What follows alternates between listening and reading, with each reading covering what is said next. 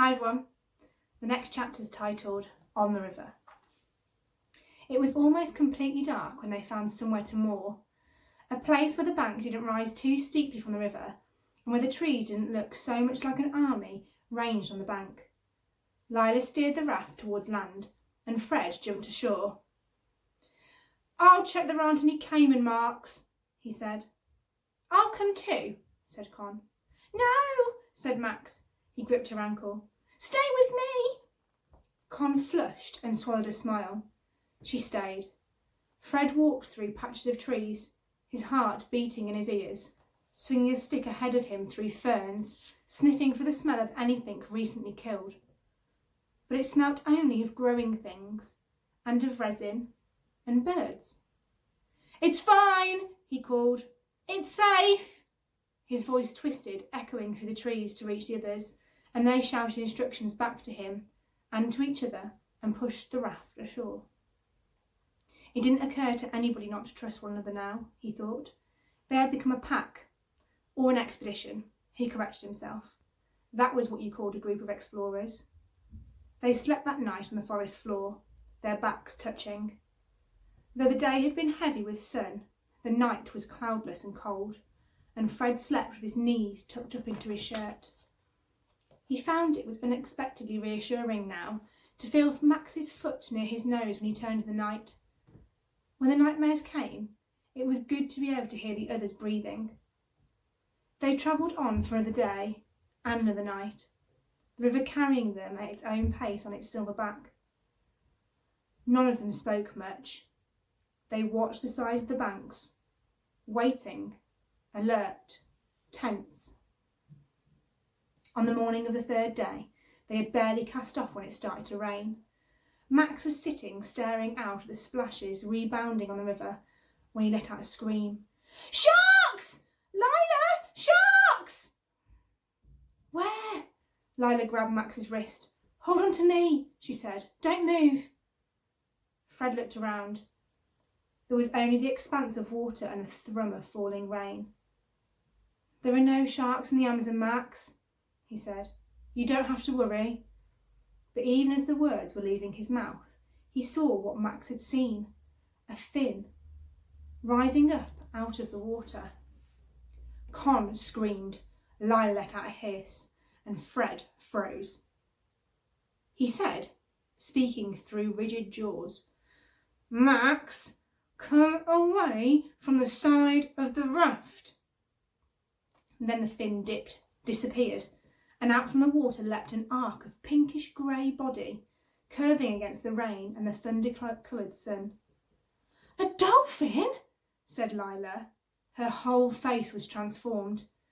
Fred rubbed his eyes and looked again, but he hadn't imagined it. The dolphin was pink. The arc of pink was followed by another, dipping so that the half curve of its back rose out of the water, and another, and then a puff of water from a dolphin's blowhole. They were coming closer. "Shall we jump in?" asked Fred.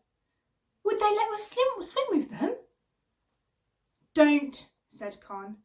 "There might be piranha." The pod of dolphins circled the raft at a distance. There were 5 of them, Fred thought, or possibly 6. One leapt up, clean out of the water, only 6 feet away. Max clapped and squealed. "Shh," said Lila. "We have to be quiet, Maxie. They're deciding if they trust us." It did seem that this was what the dolphins were doing. There was something speculative in the way they swam closer, doubled back and away, and closer again. Then, without warning, the pod turned and began to swim away. The rain grew thicker.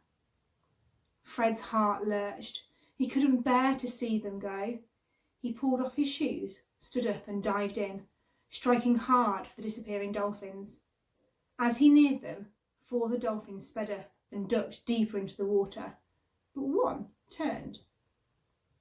Fred trod water. He held out his hand. He tried to stay as still as he could.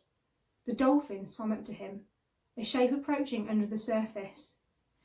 He gasped and spat out water. It was rose grey and covered in deep scars along its back. Its snout was lined with fierce-looking teeth, but its eyes were steady and soft. Fred tried to steady his breathing. It was the most astonishing thing he'd ever seen. It was like a battered river god. He held out his hand again. "Hello," he whispered. "I'm Fred." The dolphin dipped its nose into Fred's hand. He gasped at the surprising roughness of its skin. It butted his head against its hand, then huffed, as if disappointed, and ducked down deep under the surface. Fred watched, expecting its shadow to disappear, but as he turned back to the raft, the dolphin erupted from the water in front of him. It leapt clean over his head, showering him with spray, dipped down again and disappeared. The others were shouting and beckoning from the raft. They hauled him up, all three trying to grab him at once. Fred couldn't speak, or he didn't want to. He wanted the memory to be sharp, carbon copied onto his heart. He imagined his father's face when he told him. His heart sang and thrummed in his chest, but the others were boiling over with questions and ideas. "It was like they trusted you," said Con. "Or maybe it thought you were going to feed it," said Lila. "Maybe someone was feeding them those sardines," said Fred. Later that day, just as Fred's head was beginning to swim with hunger, Lila spotted a fig tree on the shore. Fred climbed up and shook the fruit down onto the raft. They tied the sleeves and neck of his cricket jumper and made it into a sack. Max counted as he put them in. 112, he said, triumphant. Behind him, Lila mouthed, 53. "I always hated figs at school," said Con. "I thought they tasted like eating someone else's snot. But, actually, they're the best thing in the world." Max fished a handful of figs out of the sack and pushed them into his pocket. "These ones are mine. I don't like sharing," he said haughtily. Lila fed one of the figs to Becca, who ate it hungrily, and half an hour later pooed lavishly over her lap. She laughed and washed her skirt at the edge of the raft. "Sloths only go to the bathroom about once a week," she said, "so at least that's it done for a few days." Becca looked thin and even more wide-eyed than usual. "They poo half their body weight each time," she said. "That sounds stressful," said Con. The face of the raft was constantly being washed with river water, so Lila draped the clean shirt over her shoulders to dry, travelling down the river like a floating scarecrow.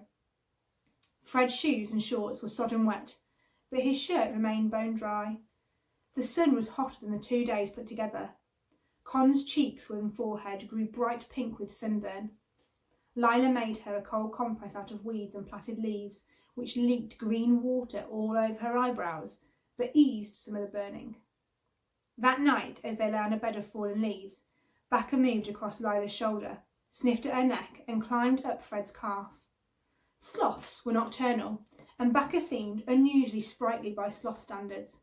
He fastened his arms and legs around Fred's knee and began to chew at his shorts. Fred lay still, trying not to move his leg as he looked at the stars. They broke out in spirals and galloping animals and clustered like hordes of white butterflies ranging across the night. Lila was watching too. "Fred," she whispered, "are you awake?" "Yeah," he whispered back. "The moon's so close." She sounded half asleep. "You could wear it as a hat." Fred nodded in the darkness but didn't speak. "At home," she whispered, "you only ever get small squares of sky, however much you can fit between buildings and church spires." "Yeah," whispered Fred. "I've never seen anything like this." Lila's voice grew even quieter. "Fred, are we going to be okay?" He kept staring up at the sky. "I don't know." Con stirred and turned to look at them. "Are you scared?" she whispered. "Yes," said Fred. He had never been so frightened in his life, but they were alive. He held that thought in his hand, tight against his skin. Me too, Lila said. Don't tell Max. Me too, whispered Con. She gave out a grunt of disgust. But that's obvious. I can't work out how to hide it like you guys do. They lay, breathing close to one another. When this is over, said Lila, let's all swear to meet somewhere. Where? Asked Con. Where's the most famous place to eat in London? The Ritz, said Fred. Then we'll meet there, said Lila, and we'll have one of every single kind of cake, and this will all be like a dream. And a hot chocolate, murmured Max. He sounded 3/4 asleep. Max, said Lila, twisting to touch his forehead. Go back to sleep. Fred stole a look at the other three. Con had closed her eyes. Her brow was furrowed, but her lips had half a smile at the tips. On the 4th day, the river began to change. The trees arched densely overhead and the water was choked with weeds. It no longer smelt fresh. Fish filtered through the reeds. Are they piranhas? Said Con. I mean piranha. Lila peered down over the edge of the raft and nodded, her jaw set. She stroked Becca, hanging round her neck, and buried her chin in his fur. Her breath, as she exhaled, was shaky. It was mid-morning, but it grew dark as the branches thickened above them. Is it just me, or does the river feel suddenly less on our side? Asked Con. Not just you, said Fred shortly. His upper lip and forehead were dripping with sweat. The sweat wasn't only from the work of poling, but he had Con's bark map in his pocket, and the thought of it warmed his chest, beating back against the cold doubt in his stomach. The current was in their favour, but travelling through the weeds was arm-aching, back-stretching, skin-shredding work. Watch out! Called Lila. Fred flinched, looking around for something about to hit him in the face, then watched in silence as a snake slipped along a branch, spiralled up the trunk of a tree, and disappeared into the green over their heads. Even Max didn't move. It's almost certainly not deadly, said Fred. He winced. He intended to sound reassuring, but instead his voice sounded somewhere between desperate lying and stern aunt on a deathbed. He concentrating on doubling his speed until they were past the weeds, and they sped down the dark green passageway of overhanging trees. We're close, said Fred. On the map, this river goes on until it meets a lake. I think it would be 3 or 4 hours, but it was hard to tell. And then there's a black square, and then a short line. That might be a path or a river, but it could just be a squiggle. And then the X. Con reached into the water for a flattish stick as it floated by and began to paddle. The sooner we get there, the sooner we'll know the worst. The raft followed the river, Fred's poles splashing in impatience to see what was around the next corner. He guided the raft around a floating fallen tree, traversed another 5 minutes of dark water, and found, without warning, they had come to the mouth of a small lake. The lake was exquisite blue, shining under a cloudless sky, but Fred did not notice. They all four sat crouched on the raft, looking up, their jaws open, their eyes wide. There was a long silence. Then Lila spoke. Did I ever mention that I'm terrified of heights? And that's the end of the chapter. See you later.